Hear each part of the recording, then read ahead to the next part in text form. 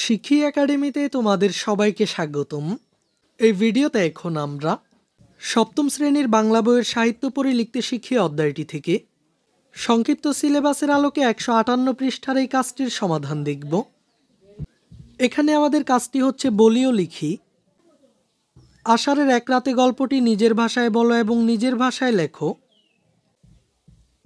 শিক্ষার্থীরা, আশা করি ইতোমধ্যেই তোমরা আষাঢ়ের এক রাতে গল্পটি পড়ে নিয়েছো। তোমরা যদি এখনও হালিমা খাতুনের আষাঢ়ের এক রাতে গল্পটি না পড়ে থাকো, তাহলে প্রথমেই অবশ্যই এই গল্পটি ভালো করে পড়ে নেবে। এখন আমাদের কাজটি হচ্ছে আষাঢ়ের এক রাতে গল্পটি নিজের ভাষায় লিখে নিচে উপস্থাপন করা। তো চলো আমি তোমাদেরকে আষাঢ়ের এক রাতে গল্পটির সারসংক্ষেপ দেখিয়ে দিচ্ছি। তো চলো আমরা নমুনা উত্তরটি দেখে নেই।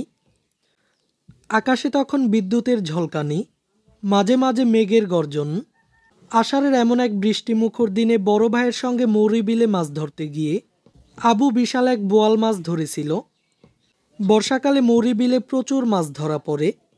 আবুর বড় ভাই সাজেদ তার বন্ধুদের নিয়ে মাছ ধরতে যায়, কিন্তু আবু ছোট হওয়ার কারণে তাকে কখনোই সঙ্গে নেয় না। সেদিন সাজেদ ও তার বন্ধুরা মাছ ধরতে যাওয়ার পরিকল্পনা করছিল। আবু তাদের সঙ্গে যাওয়ার জন্য নৌকার পাটাতনের নিচে গিয়ে শুয়ে পড়ল।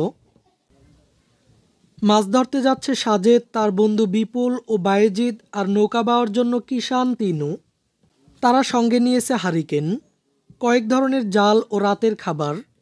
সন্ধ্যার আগে তারা রওনা হয়ে গেল মৌরি বিলের উদ্দেশ্যে। একটু পরেই শুরু হলো বৃষ্টি। বৃষ্টিতে হারিকেন প্রায় নিভে গেল।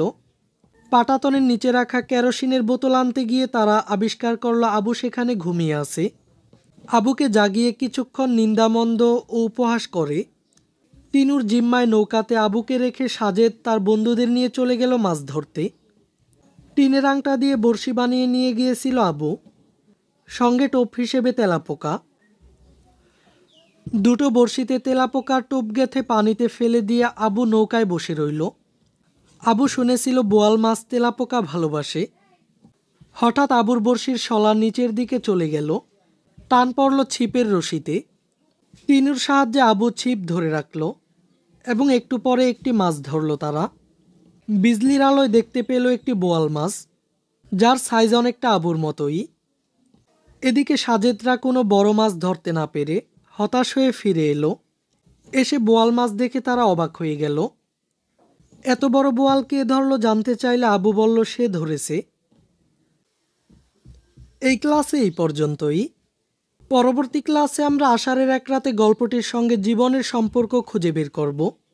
তাই পরবর্তী ক্লাসটি পাওয়ার জন্য চ্যানেলটিকে অবশ্যই সাবস্ক্রাইব করে রাখো।